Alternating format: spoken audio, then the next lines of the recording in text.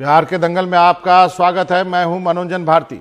दूसरे खबरों पर जाने से पहले पासवान परिवार के घर चलते हैं। आज रामविलास पासवान का श्राद्ध है। जिस नेता ने 3 दशक तक देश की राजनीति को करीब से देखा, उस पर असर भी डाला, वो ठीक बिहार चुनाव से पहले चले गए। आप देख सकते हैं नीतीश कुमार भी आज इस घर में आए हैं और चिराग पासवान से उन्होंने बात भी की। आप कह सकते हैं कि बिहार के राजनीति के 3 ध्रुव यहां मौजूद हैं, क्योंकि तेजस्वी भी साथ हैं। अंतिम संस्कार के दिन नीतीश ने चिराग से बात नहीं की थी। इसको लेकर के भी काफी कुछ कहा गया। खुद चिराग ने इसको लेकर के अपनी मायूसी कभी नहीं छुपाई। संभव है ये शोक की सियासत हो। चिराग और नीतीश के राजनीतिक रिश्ते ऐसे नहीं रह गए हैं कि वो एक दूसरे से बात भी करें, लेकिन हमारे यहाँ अब भी राजनीतिक मजबूरियों पर सामाजिक मजबूरियां हावी होती है। नीतीश आज अगर इस घर में नहीं जाते तो शायद उन पर और ज़्यादा सवाल उठते, लेकिन हम इसमें और राजनीति ना पढ़ें और आगे बढ़ते हैं। सब लोगों को उनके ना रहने पर दर्द है और हमने पहले भी कहा, हम जब पहली बार पॉलिटिकल कोई मीटिंग में गए थे एज अ कैंपेनर, तो आदरणीय रामविलास पासवान जी के साथ ही 2010 में हमने शुरुआत की थी। 2010 में लोजपा आरजेडी का गठबंधन था। उस समय हमको याद है चिराग पासवान जी भी नए नए पहली बार अगर चुनावी सभा को संबोधित किया था तो उसी वक्त किया था, तो काफी कुछ सीखने को मिला। एलजेपी नेता चिराग पासवान का कहा है कि बिहार से जुड़े मुद्दे का जवाब सिर्फ नीतीश कुमार को देना है। उन्होंने कहा कि वो आरजेडी को सॉफ्ट टारगेट नहीं मानते हैं, ना ही उसके बाद चुनाव के बाद यानी किसी समझौते के मूड में है। चिराग ने कहा कि वो प्रधानमंत्री की सोच के साथ खड़े हैं। आरजेडी की कहा आपने, आरजेडी को लेके क्या आपका सॉफ्ट टारगेट है? उसको लेके क्यों सॉफ्ट टारगेट है? वो टारगेट पे भी कोई क्यों रहेगा भैया? जो 15 साल से जो सरकार में नहीं है, 15 साल से जो सत्ता में नहीं है, वो मेरे टारगेट पे क्यों रहेगा? जवाब आज की तारीख में जो सत्ता में बैठे हैं उनको देना है, मुख्यमंत्री को देना है कि अभी भी लालू जी को ही जवाब देना है? और अगर कोई इस बात का भ्रम इस हिसाब से लगाना चाहे कि चुनाव परिणामों के बाद मैं कोई राजद के साथ में कोई समझौता कर लूंगा, मैंने शुरू से कहा है कि मैं प्रधानमंत्री जी और प्रधानमंत्री की विकास की सोच के साथ हूं। जो भी लोक जनशक्ति पार्टी को जानता है वो इस बात को जानता है कि हम लोगों ने कभी भी पोस्ट पोल अलायंस नहीं किए, सिर्फ प्री पोल अलायंस किए हैं। आज भी मैं कहता हूं कि मैं प्रधानमंत्री जी और उनकी विकास की सोच के साथ हूं। 10 तारीख के बाद भी मैं उनके साथ और उनकी विकास की सोच के साथ रहूंगा। और आपको बता दूं, श्राद्ध के मौके पर मुलाकात से पहले चिराग पासवान ने फिर से कहा कि उनके निशाने पर जो है नीतीश कुमार भी होंगे, क्योंकि वो नहीं चाहते कि वो दोबारा मुख्यमंत्री बने। आप कल से निकल रहे हैं, बाहर निकल रहे हैं जी के लिए, क्या कहेंगे इस पर? कैसी तैयारी है? नहीं, बिल्कुल। अभी तो पिताजी का जो कार्यक्रम जो पूरा चल रहा था उसी में ही थोड़ा सा व्यस्त था, पर अभी कल से पूरी तरीके से जनता के बीच रहूंगा और जनता तक बिहार फर्स्ट, बिहारी फर्स्ट को मजबूती से लेकर जाऊंगा और मौजूदा मुख्यमंत्री पुनः कभी दोबारा प्रदेश के मुख्यमंत्री नहीं बने, इस संकल्प के साथ निकला। तो आपने तेवर देख लिए तेजस्वी के, चिराग पासवान के, माफ कीजिएगा। और आगे बढ़ते हैं। कल नीतीश के खिलाफ नारे लगे थे, आज तेजस्वी पर चप्पल फेंकी गई। औरंगाबाद के कुटुंबा में जब मंच पर थे तेजस्वी, हाथ सैनिटाइज कर रहे थे, तभी एक चप्पल कहीं से उड़ती हुई आई। ये देखिए, और तेजस्वी ने पीछे मुड़कर देख ही रही थी, तभी दूसरी चप्पल, ये देखिए, ये चप्पल एक आती है, दूसरी चप्पल उनके गोद में गिरी। पता नहीं चला कि ये चप्पल किसने फेंका था, लेकिन तेजस्वी ने बहुत ही मैच्योरिटी का परिचय दिया, अपना भाषण दिया, भाषण खत्म किया और वहां से चले गए।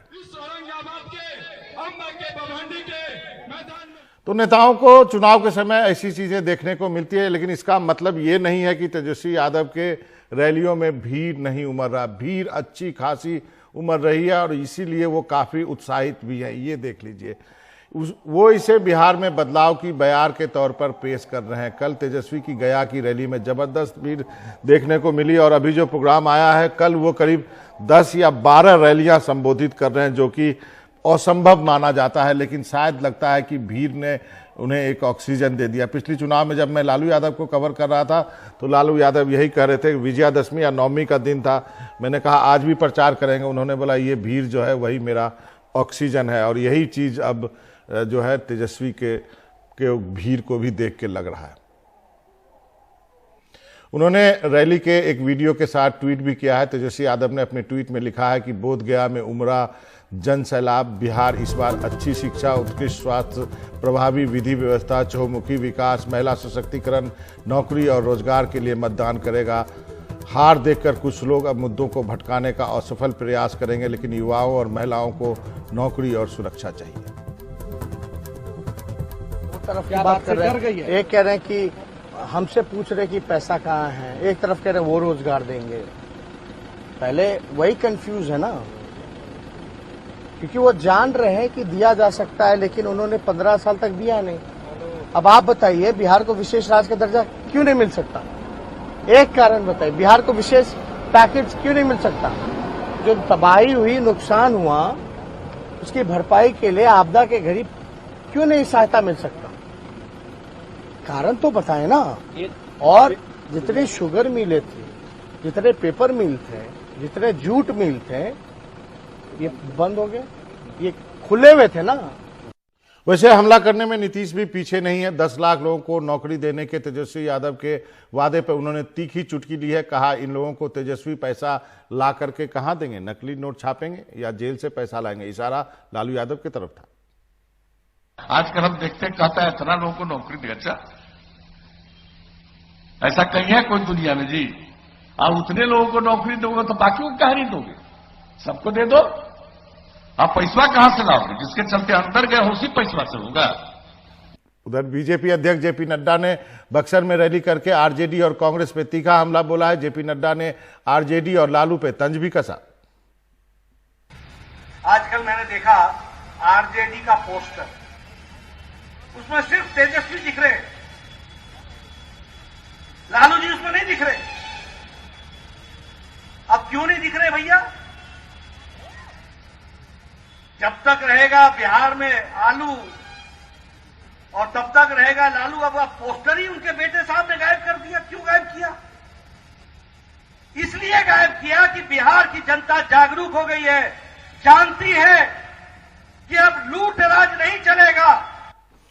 इन सबके बीच तमाशा मधेपुरा से एलजेपी उम्मीदवार साकार यादव ने किया। वो मुंबई में रहते हैं, आईटी के बड़े कारोबारी हैं, पहले बीजेपी की आईटी सेल में भी रहे, लेकिन वो अभी 1 साल एक नाले में उतरे हुए हैं। बताते हैं कि नीतीश सरकार की कलई खोल रहे हैं। आप ये तस्वीर देखिए।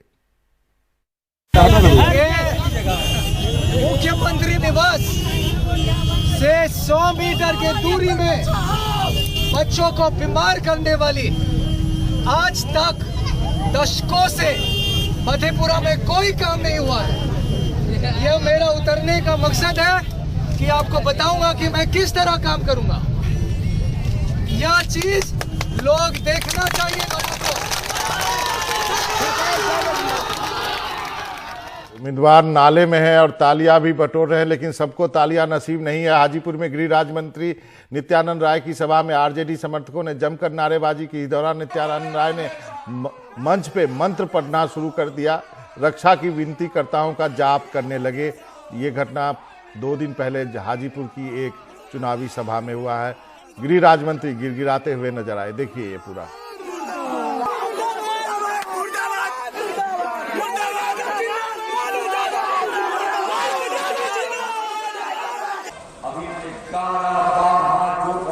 रक्षा के लिए आशीर्वाद, हाजीपुर की धरती की रक्षा के लिए, कमल की रक्षा के लिए हम 11 बार अपने हाथ जोड़कर अपने रक्षा की विनती करता हूँ। हाजीपुर में कमल, हाजीपुर की धरती और अपने रक्षा की विनती करता हूँ, रक्षा की विनती करता हूँ, रक्षा की विनती करता हूँ, रक्षा की विनती करता हूँ। महागठबंधन में कांग्रेस को 70 सीटें मिली है, तो न्यूज में भी उनको थोड़ी जगह जरूर मिलनी चाहिए। राज बब्बर जो है बिहार चुनाव प्रचार के लिए चुनाव प्रचार में उतरे हैं। उनका मानना है कि इस बार राज्य में बदलाव की हवा बह रही है। उनसे बात की हमारे सहयोगी रवीश रंजन ने। राज बब्बर जी हैं हमारे साथ में। राज बब्बर जी, ये बताइए कि पिछली बार 6% वोट आपको केवल मिला था, इस बार आपके क्या चांसेस हैं और जेडीयू बीजेपी के खिलाफ कैसा माहौल आप तैयार करेंगे? बात फीसदी की नहीं है, बात फीसदियों से नहीं होती है। बात जो है लोगों के माहौल में जो एक हवा होती है उससे होती है। और लोगों के दिलों में इस सरकार के लिए जो एक कहना चाहिए जो छवि बनी है वो छवि धोखे की है कि 15 साल के अंदर कहीं भी किसी भी तरह की जो वादे थे उसमें से एक भी वादा पूरा नहीं हुआ और वो मात्र जो है 15 साल में 3 बार मुख्यमंत्री की बोली बदलती है बस। चुनाव से पहले कुछ और चुनाव के आने पर कुछ और उसका बदला इस बार लेंगे। वक्त है छोटे से ब्रेक का, लेकिन ब्रेक के बाद आएंगे तो आपको मिलवाएंगे एक मशहूर शूटर से जिन्होंने कॉमनवेल्थ गेम्स में गोल्ड और एशियाड में ब्रॉन्ज मेडल जीता था, लेकिन इस बार चुनावी मैदान में जीत का निशाना लगाने के लिए बेकरार हैं।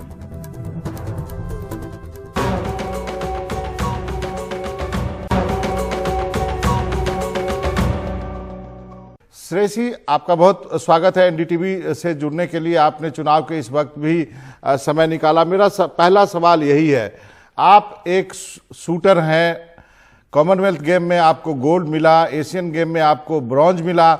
हम जैसे लोग जो कि खेल के प्रेमी हैं, खेल को फॉलो करते हैं, हमें उम्मीद था कि आप जो है ओलंपिक में भी जाएंगी और शूटिंग को अपना कैरियर बनाएंगी, लेकिन आपने राजनीति का रुख किया, क्यों?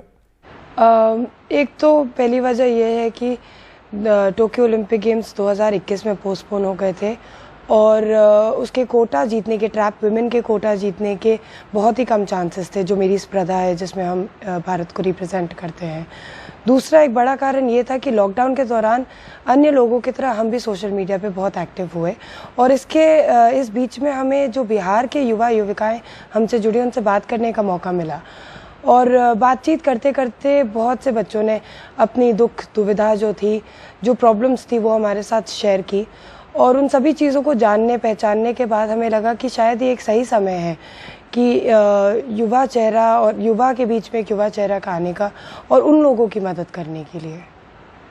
आपके पिताजी जो थे, जिनको हम लोग दिग्विजय सिंह जी को हम लोग दादा के नाम से बुलाते थे, बड़े ही सरल स्वभाव के व्यक्ति थे, लेकिन उनकी सोच हमेशा से समाजवादी सोच की रही। उन्होंने एक अल्टरनेटिव पॉलिटिक्स की राजनीति की अपने लाइफ टाइम में।